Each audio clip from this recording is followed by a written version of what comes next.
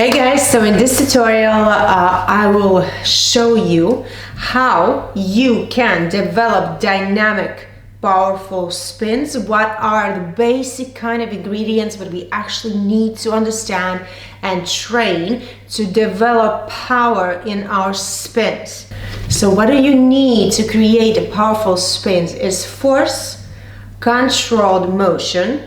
To develop a range of motion, you need momentum and you need reaction. So you can train all these things on the pole, off the pole, but today I'm going to show you on the pole exactly how you can work with spins to improve the dynamic. Now I have had several online classes about power spins. In the January bundle I had the biomechanics of power spins class. In the March bundle I had power spins class, and if you're interested in these classes, if you're interested in more about power spins, you can hit me a message, sign up to my newsletter, contact me on Instagram or email me because these classes have unlimited access. You can still purchase them if you're interested. In this tutorial I'm just going to go through some of the main key points that can actually help you improve your spins. And first of it will be the work of your feet when you are spinning. So the stepping leg has its task, the swinging the outside leg has its task, as your hand has a task. Not to pull yourself up like this, no, just engage. Engage, controlled holding. And once you're holding with your hand, you're holding with all of your fingers. You're kind of trying to squeeze. And one thing that helps a little bit is think about the pointing finger a little bit more. I know that once you are taking the grip, the pointing finger tends to be in a position where it's kind of working less. But once you're trying to focus a little bit more on squeezing the pole, with the pointing finger, you will feel a better pull. And the pull is not an actual movement you have to create. It's the intention of a movement that you're pulling. The pulling, we're just engaging here, not here, engaging. Because once you're spinning with one hand in your power spins, you're not here. It's kind of impossible to be there. You're just engaging your shoulder to control it, for it to be in a stable and controlled position. So once we got that clear, you can use the outside hand as well. The outside hand is more kind of a pushing hand, but it's not always pushing. It depends, because once you start to push too much, you will start to hit the brakes on your spin. So mostly the outside hand is more about keeping the distance from the pole, but you can use it, you can just skip it, whatever you please, which spin you are doing. So the stepping leg is always creating a step further away from the pole once you want to create a good dynamic around the pole. That's why you step further away from the pole. If you step closer to the pole, you actually have nowhere further to go but here. If you step further away from the pole, you have space where to go. Create distance. And power spins actually work better once you're reaching more the horizontal line. If you're more in a vertical position, it's actually harder to hold because the center of your gravity is right underneath your shoulder, so therefore it's harder to hold. Once your butt, which weighs the most, is away from your shoulder, it's easier to spin, it's easier actually to fly. Once you're flying around the pole, you actually want to create more of a parallel position. But it depends on what kind of spin you're trying to create, okay? So let's move back to stepping and swinging leg. The stepping leg makes a step, yes, and it also pushes off from the floor. So it's kind of creating a little bit of a jump forward. So you're not just creating a step and swing, you're creating a step, jump forward. You're trying to push away from the pole, from the floor, sorry. So you're making a step and push. Step and push. So you're working through your foot and pushing off from your finger pillows, from your toe pillows. So you are pushing off from that foot. That's the first thing that actually can help you create dynamic. Do a couple of these and you will feel that your spin is actually already improving because you're just creating the push from the inside leg. Now once you add the swing, you will create a lot more dynamic. The swing gives you a longer flight, a longer time up in the air, because it creates an even bigger pull off from the floor. Logical, right? You're trying to create a greater distance, you're trying to move more into a horizontal line, and of course you're trying to develop acceleration, which is kind of really important to create powerful spins. So the swing comes from behind. And not to break your back and feel discomfort here, you're actually working with your upper back as well. So you're working together with your hips, with your glutes, with your legs. You're working together with your body here. Now I'm exaggerating this movement, but you have to understand that you're working together. It's not just the leg that's swinging. The leg is swinging to make all of the rest of your body fly along with it. So you have to work together with the leg.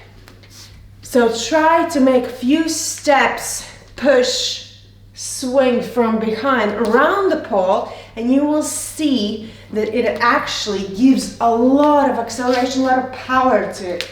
Push, swing. And to spin a little bit longer, now you can try to use the outside hand. You're making a step, push, swing. Step, push, swing.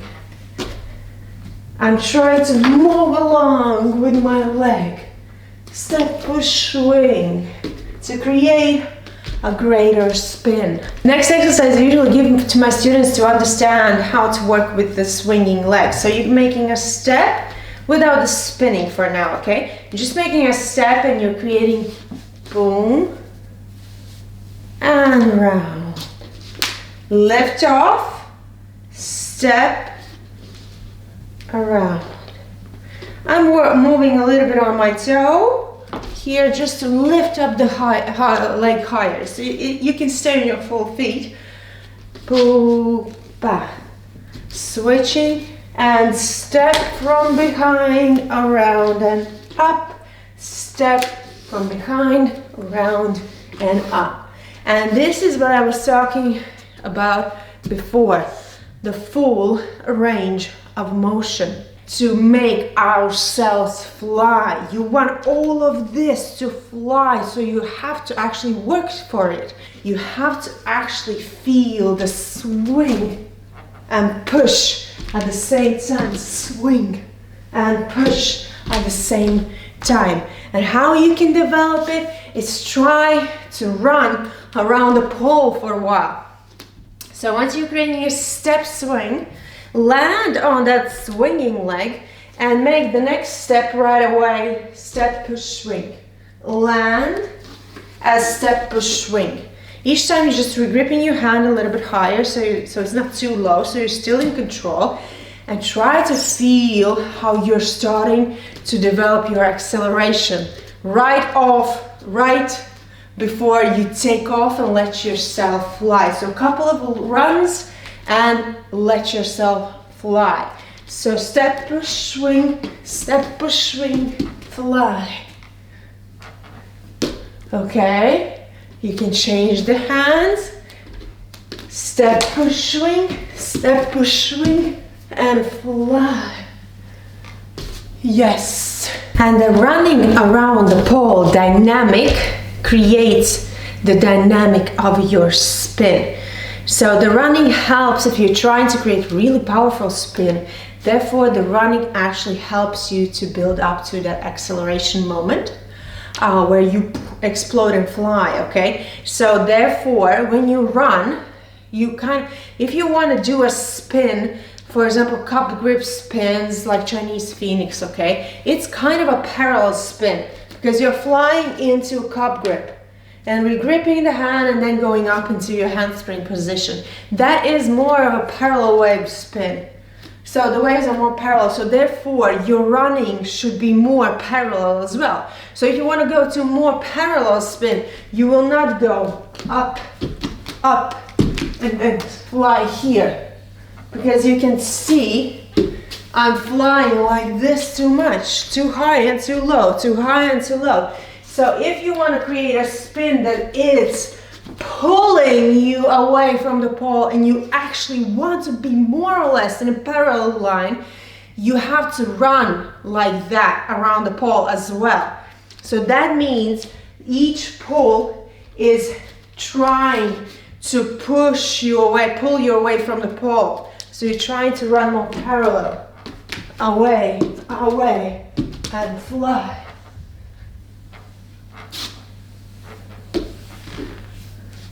And if you want to create a spin where, for example, a reverse grab spin or a gripping spin where you're going to need to fly high, then low, and then again fly high, then low, then your running, of course, will look a little bit different because you're trying to create big waves. Okay, so therefore your run will look like this a little bit more, a little bit up.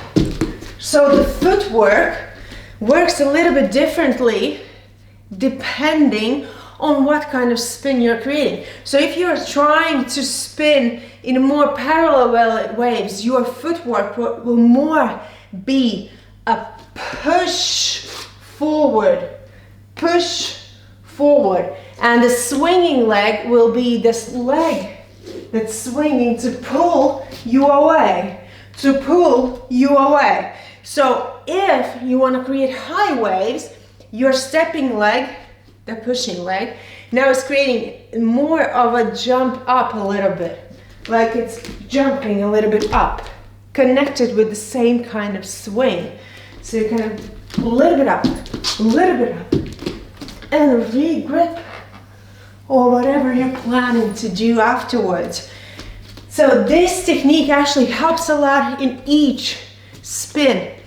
You can actually make powerful spin, the same chair spin.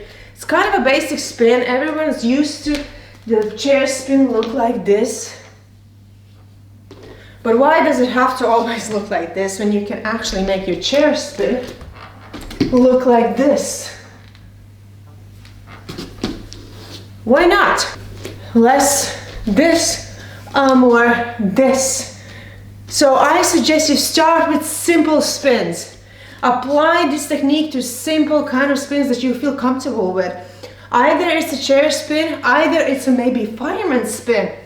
So you make a step, swing. The same thing applies. Step, push, swing. Fireman spin. Once you're doing without the push and maybe not so much of a swing. Also fireman spin. Once you're moving forward, feeling stronger, you can try to make your spins more dynamic. You can try to do it a little bit with a run. Boom, boom, and around. And the speed, acceleration, dynamic power, it's like, wow. I suggest you use running around the pole also as a tool in your warm-ups. Each step, each run gives a bonus to your spin. So once you go, one, land, step, two, and the third you go, whichever spin you like. Or you can spin facing the pole here, okay? You want to go, for example, train a little bit higher waves. So train a little bit higher run. So you go, pa, pa, pa, hold. So there are many variations that you can choose. Just make sure you're training both sides, okay? I don't suggest you to run like 10 times around the pole and then you spin. Once your hand is already low, you lost all your power in running around the pole. I suggest you do 2 to 3 runs around the pole, then go into your spin. And after a while, you will be able to do it without the run. once you understand where you can go, with what you can do with the pregame, with the run, you will be able to create the same power with a one step without running. But running is a good starting point to learn to create that force, to learn to create that pull from the pole, to learn to use your both feet, and of course to train to hold, because the more the pull is, the more you have to engage with your fingers and your shoulder, okay, not to lose the pole and fly away out the window, okay. Also, you have two hands, just in case, you can always use the other hand as well. As I said before, this works on all kinds of spins. On boomerang, for example, step, spring, step, step. It gives a lot of power, a lot of pull, so therefore it's a lot easier actually to lift up. I was just tilting back because I had a lot of power and it looked like I lifted up my legs very high. Actually, I just tilted back a lot because I had this motion, this range of motion, this momentum. And while you're training these spins and runs and holds and playing around with different kinds of spins, try to feel what kind of waves you're creating, okay? Just feel the difference between your runs. So when you're running a parallel waves, just see how I'm gonna flow when I'm trying to create more parallel waves.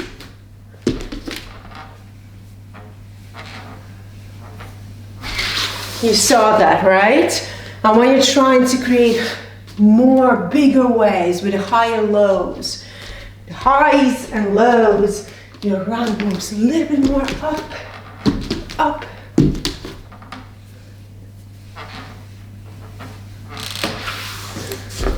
And therefore, once you will try to move forward, to making your spins a little bit more challenging, more difficult, this understanding of the waves can actually help you a lot. But once you're still in this lane where you're trying to develop, play around with it, try to feel, try to switch up to different kind of spins, work with your reverse grab spin, see how your reverse grab spin improves once you run 2 runs before you actually fly, for example, with a full awareness and understanding what you're doing and why you're doing. So hopefully this tutorial helped you in some way. Again, reminder, I have a full class of biomechanics of power spin where we are working through spins, trying to feel things and trying to feel how everything works. Also, I have a power spin class from the March bundle. Also, I have a lot of different classes. If you're interested in them, just hit me a message. You can sign up for my newsletter. Usually I send them out once a week or once in 2 weeks, so I try not to spam. Either way, thank you for joining my channel today. Train safe, stay healthy, train your both sides as usual, okay? And like, subscribe if you enjoyed this tutorial, and see you guys next time.